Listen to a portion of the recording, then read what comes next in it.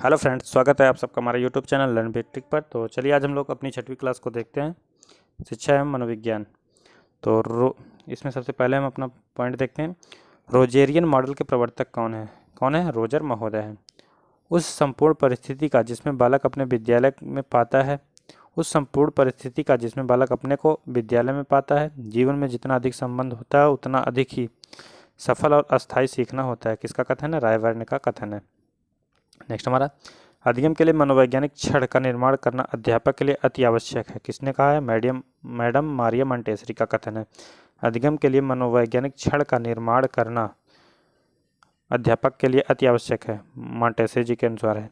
शिक्षा मनोविज्ञान की परिधि जैसे 3 स्तंभ होते हैं। शिक्षा मनोविज्ञान परिधि जैसे शिक्षा के 3 स्तंभ हैं, शिक्षक, शिक्षार्थी और पाठ्यक्रम। उसी प्रकार शिक्षा मनोविज्ञान के 3 क्षेत्र हैं, अधिगमकर्ता, अधिगम और अधिगम दशाएं। कुछ मनोवैज्ञानिकों के जो है पॉइंट हैं उनके बारे में हम लोग देखते हैं। स्वस्थ शरीर में स्वस्थ मस्तिष्क का निर्माण करना ही शिक्षा है। स्वस्थ शरीर में स्वस्थ मस्तिष्क का निर्माण करना ही शिक्षा। किसका कथन है? ये कथन है अरस्तु का। नेक्स्ट है हमारा, मनोविज्ञान चेतना का विज्ञान है। मनोविज्ञान क्या है? चेतना का विज्ञान है। किसका कथन है? विलियम जेम्स का कथन है। किसका कथन है? विलियम जेम्स का कथन था। नेक्स्ट हमारा, मनोविज्ञान जो है आत्मा का विज्ञान है। किसका विज्ञान है? आत्मा का विज्ञान है। किसने कहा है? ये कथन जो है प्लेटो का है। किसका है? प्लेटो का है। नेक्स्ट हमारा, शिक्षा से मेरा तात्पर्य बालक तथा शरीर के मस्तिष्क तथा आत्मा का सर्वांगीण विकास से है। किसका कथन है? ये महात्मा गांधी जी का कथन है। मनोविज्ञान जो है व्यवहार का विज्ञान है। किसने कहा है? ये जो है वाटसन ने कहा है। National society of college teachers of education संस्था कहाँ पे है? ये जो संस्था है कहाँ पे? अमेरिका में है। शिक्षा क्या है? जीवन पर्यंत चलने वाली एक प्रक्रिया है। क्या? जीवन पर्यंत चलने वाली एक प्रक्रिया है। शिक्षा मनोविज्ञान के अध्ययन का क्षेत्र है। व्यवहार के परिमार्जन के लिए व्यवहार का अध्ययन ही जो है इसका क्षेत्र है। राष्ट्रीय जीवन में शिक्षा का कार्य है। राष्ट्रीय संस्कृति की एकता को बनाए रखना जो है राष्ट्रीय जीवन में शिक्षा का कार्य है। शिक्षा मनोविज्ञान नामक पुस्तक के लेखक कौन थे? तो इसके लेखक जो हैं एडवर्ड एल थॉर्नडाइक हैं। शिक्षा मनोविज्ञान नामक पुस्तक प्रकाशित हुई 1913 ईस्वी में प्रकाशित हुई।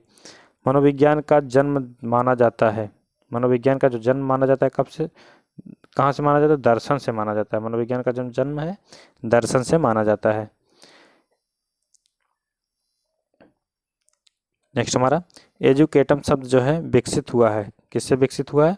तो ये जो है लैटिन भाषा से विकसित हुआ है। दर्शन का विषय क्या है? दर्शन का विषय है आत्मा, जीव और जगत है।